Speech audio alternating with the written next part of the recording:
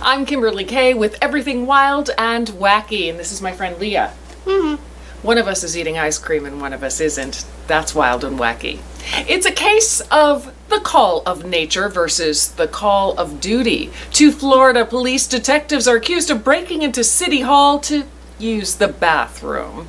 Officials say that Bradenton detectives then left the building unsecured for an entire weekend. Officials tell the Bradenton Herald one detective is no longer employed by the department. The other faces a pre-disciplinary hearing. According to an investigative report, the detectives didn't like using the police bathroom because it's, quote, nasty.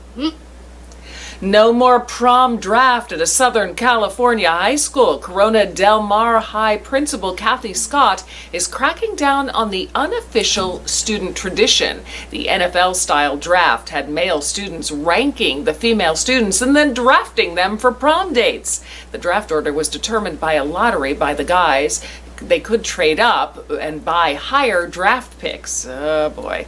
The Orange County Register reports Principal Scott threatened to cancel the prom. She says it's not okay to objectify students.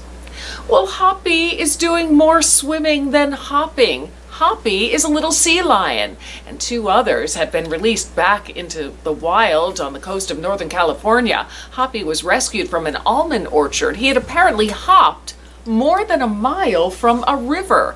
The Marine Mammal Center nursed him back to health over 5 weeks. The two other sea lions were also cared for by the center. And it's a whole lot of quarters. A parking enforcement officer in Mount Kisco is being accused of stealing more than $89,000 from parking meters. Prosecutors in Westchester County say Jeffrey Dade had been arraigned on a felony grand larceny charge. According to authorities, Dade emptied meters and put some of the money into his own bank account. He's been released without bail. And that's your report on everything that's wild and wacky. I'm Kimberly Kay. Goodbye.